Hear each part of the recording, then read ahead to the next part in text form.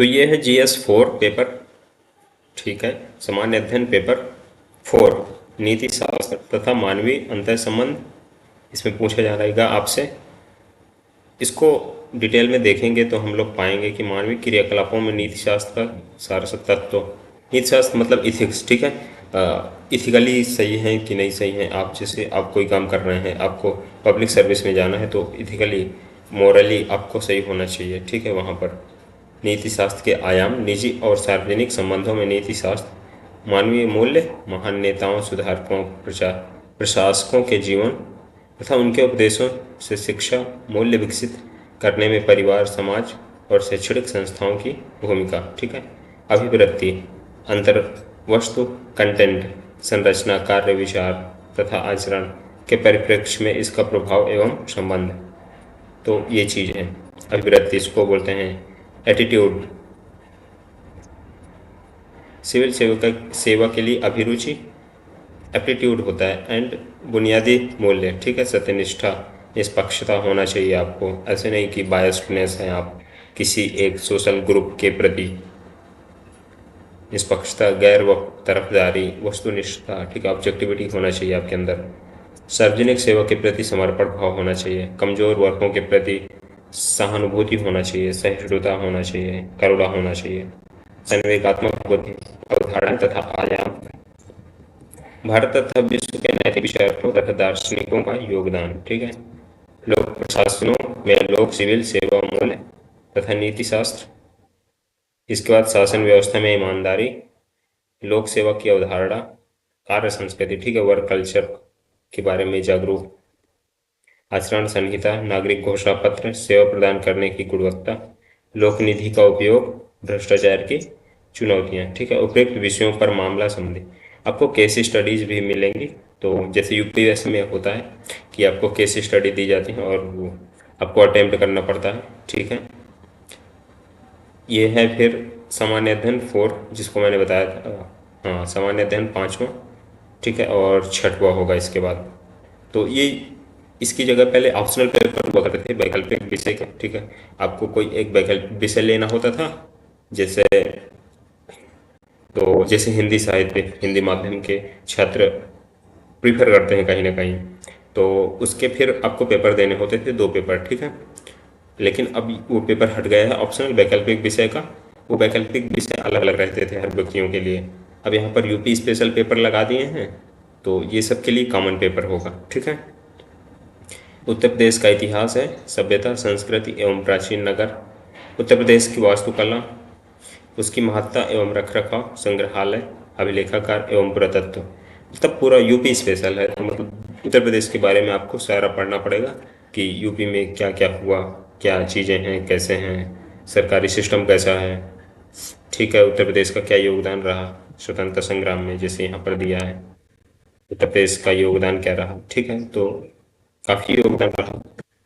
इसको डिटेल में आप पढ़ेंगे जब आप तैयारी करना चालू करेंगे उसकी। सुविख्यात स्वतंत्रता सेनानी कौन थे, उत्तर प्रदेश में ग्रामीण, शहरी एवं जनजातीय मुद्दे कौन से हैं, सामाजिक संरचना कैसी है, त्योहार, मेले, संगीत, लोकनृत्य, भाषा, ठीक है, मतलब कहाँ पर कौन सा त्यौहार मनाया जाता है, लोकनृत्य कहाँ का फेमस है, भाषा, और ठीक है, और मान लीजिए लोकल कहीं का कुछ चीज़ फेमस है, ठीक है। जैसे वन डिस्ट्रिक्ट वन प्रोडक्ट अभी काफ़ी चर्चा में है, स्टेशन में आपको चीज़ें मिल भी जाती होंगी उससे संबंधित। उत्तर प्रदेश की राज्य व्यवस्था, शासन प्रणाली, राज्यपाल, मुख्यमंत्री, मंत्रिपरिषद, विधानसभा, विधान परिषद, केंद्र राज्य संबंध, ठीक है। उत्तर प्रदेश की पूरी पॉलिटी, ठीक है, अगर आपने पॉलिटी पढ़ रखी है तो ये चीज़ आप समझ जाएंगे तुरंत कि कैसे कैसे इनका कार्यकाल और जो चीज़ें हैं होती हैं। उत्तर प्रदेश में लोक सेवाएं, लोक सेवा यही हो गई, उत्तर लोक सेवा आयोग, ठीक है, यही हो गया। यूपी पीसीएस खुद, लेखा परीक्षा, महान्यायवादी, उच्च न्यायालय एवं उसका अधिकार क्षेत्र। उत्तर प्रदेश विशेष राज्य चयन मानदंड, राजभाषा, संचित नीति, आकस्मिक निधि, ये चीज़ें हो गई।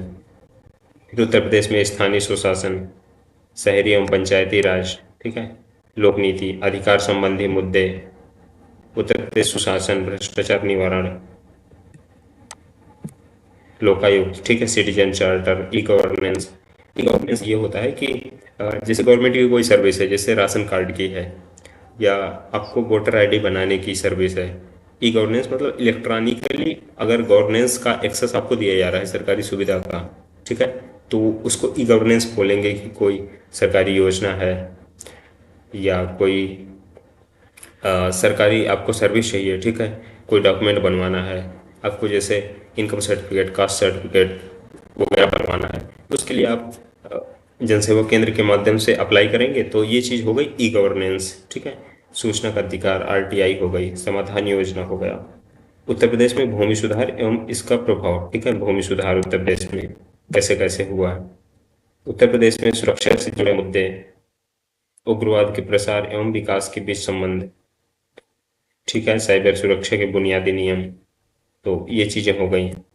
उत्तर प्रदेश में कानून व्यवस्था एवं नागरिक सुरक्षा, ठीक है। उत्तर प्रदेश में स्वास्थ्य एवं चिकित्सीय मुद्दे हैं, स्वास्थ्य का क्या विकास है, कितना डेवलपमेंट है उत्तर प्रदेश में, कहाँ कहाँ पर सरकारी अस्पताल हैं, ठीक है, ये चीज़ें। शिक्षा प्रणाली कैसे काम कर रही है उत्तर प्रदेश में, जैसे अभी शिक्षा सेवा चयन आयोग का निर्माण किया गया है, ठीक है। उत्तर प्रदेश की समसामयिक घटनाएं, जल शक्ति मिशन जैसे अभी काफ़ी चर्चा में है, गैर सरकारी संगठन, एनजीओ, और भी अगर कोई मुद्दा है तो इनका क्या प्रभाव पड़ता है। उत्तर प्रदेश में पर्यटन, जो टूरिज्म है उसकी क्या संभावना है, ठीक है। तो जो अभी जैसे यूपी में है तो अयोध्या हो गया, चित्रकूट धाम हो गया, ठीक है, बनारस, वाराणसी हो गया। तो यहाँ पर जो पर्यटन है, ये पर्यटन धार्मिक पर्यटन है और इसका विकास किया जा रहा है। अभी मथुरा में इस प्रकार का धार्मिक पर्यटन विकसित हो रहा है, ठीक है, मथुरा वृंदावन में। तो इस प्रकार से चीज़ें आपसे पूछी जाएंगी। अब इसके बाद है सामान्य अध्ययन पेपर छठवां, ठीक है। तो ये कुल मिलाकर के जीएस मतलब पेपर नंबर 8वां होगा, 8वां अंतिम पेपर है ये। उत्तर प्रदेश का आर्थिक परिदृश्य, इसमें भी यूपी स्पेशल ही चीज़ें रहेंगी। उत्तर प्रदेश का आर्थिक परिदृश्य, ठीक है, इकोनॉमिक जो पर्सपेक्टिव है इसका कैसा है। बजट इसमें पूछा जाएगा, अर्थव्यवस्था एवं राज्य बजट की विशेषताएं। बुनियादी ढांचा क्या है, उत्तर प्रदेश का व्यापार वाणिज्य उद्योग क्या है, ठीक है, कहाँ पर कौन सा उद्योग स्थापित है। उत्तर प्रदेश सरकार की लोक कल्याणकारी योजनाएं कौन सी हैं। लोक कल्याणकारी योजनाएं मतलब कि जो ऐसी सरकारी योजनाएं जिनका जनता लाभ उठा पा रही है, ठीक है, जैसे one nation one ration card, ये तो केंद्र की योजना है लेकिन फिर भी उत्तर प्रदेश की जनता लाभ उठा पा रही है, ठीक है। जैसे अभी प्रधानमंत्री आवास योजना, ठीक है, और भी इस प्रकार से कई योजनाएं हैं। उत्तर प्रदेश में निवेश मुद्दे एवं प्रभाव, ठीक है, इन्वेस्टमेंट कहाँ से कितना हो रहा है। उत्तर प्रदेश की लोक वित्त राजकोषीय नीति, कार्य एवं आर्थिक सुधार, एक जिला एक उत्पाद नीति, ठीक है, one district one product.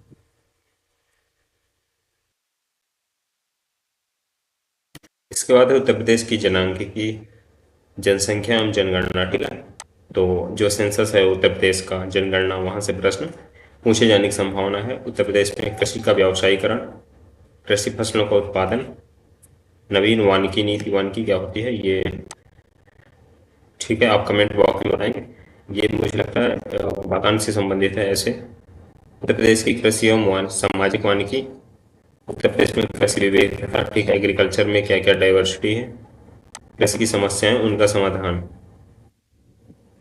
Uttar Pradesh का भूगोल, भौगोलिक स्थिति कैसी है, जलवायु, सिंचाई पर खनिज, ये चीजें यहाँ से प्रश्न पूछे जाएंगे, ठीक है।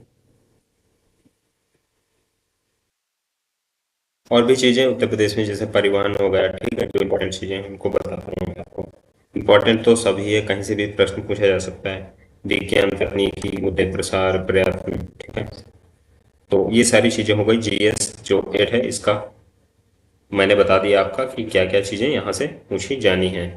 इसके बाद है आपका जो सामान्य हिंदी, ये रह गया था, ये पहले होगा पेपर, ठीक है। इसके बाद होगा निबंध, गद्य खंड का अवबोध एवं प्रश्नोत्तर, ठीक है, संक्षेपण आपसे पूछा जाएगा। सामान्य हिंदी पाठ्यक्रम लिखित परीक्षा होगी इसकी भी, ठीक है। सरकारी इमारत, सरकारी पत्र लेखन, तार लेखन, कार्यालय आदेश, अधिसूचना, परिपत्र, ये चीजें हो गई। उपसर्ग एवं प्रत्यय का प्रयोग, विलोम शब्द वाक्यांशों के लिए एक शब्द, वर्तनी एवं वाक्य शुद्धि, ठीक है। लोकोक्ति एवं मुहावरे, तो ये चीज़ें आपसे पूछी जाएंगी। फिर निबंध, देखो निबंध आप हिंदी, ये निबंध का एक अलग पेपर हो, ठीक है। और निबंध और हिंदी वाले जो प्रश्न पत्र हैं ये आपके होते हैं 150 नंबर के, 150 मार्क्स के। और जो जीएस वाले पेपर हैं ये होते हैं 200 के, ठीक है। तो इस प्रकार टोटल हो जाते हैं आपके 1500 1500 अंक के आपके टोटल लिखित परीक्षा, और 100 अंक का इंटरव्यू होता है, ठीक है। तो 1600 अंकों में मेरिट बनती है। आपके जो निबंध हैं हिंदी इंग्लिश या उर्दू में लिखे जा सकते हैं, ठीक है।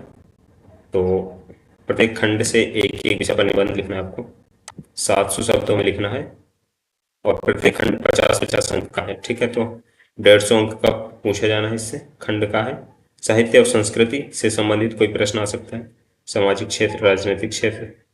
खंड खा है विज्ञान, पर्यावरण और प्रौद्योगिकी, आर्थिक क्षेत्र हो गया, कृषि, उद्योग। खंड का जो है आपका राष्ट्रीय और अंतर्राष्ट्रीय घटनाक्रम, प्राकृतिक आपदाएं, राष्ट्रीय विकास योजनाएं एवं परियोजनाएं, ठीक है। तो इस प्रकार से ये निबंध का सिलेबस हो गया आपका। इस वीडियो में मैंने आपको जो UP PCS, Uttar Pradesh provincial civil services है, ठीक है, इसका सिलेबस मैंने आपको डिस्कस किया, बताया, चर्चा किया कि यूपी पीसीएस में क्या क्या लिखित परीक्षा में, मुख्य परीक्षा में पूछा जाता है। और मुझे उम्मीद है कि आपको सिलेबस जो सा है वो समझ में आया होगा।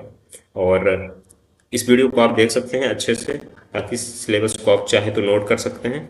और अगर आपको इसका पीडीएफ चाहिए तो कमेंट बॉक्स में आप मुझे बताएं, मैं इसका पीडीएफ भी उपलब्ध करवा दूंगा, ठीक है। आज की वीडियो में बस इतना ही। तब तक के लिए आप तैयारी करते रहिए यूपी पीसीएस की, ठीक है। प्रीलिम्स अगले महीने होने वाला है।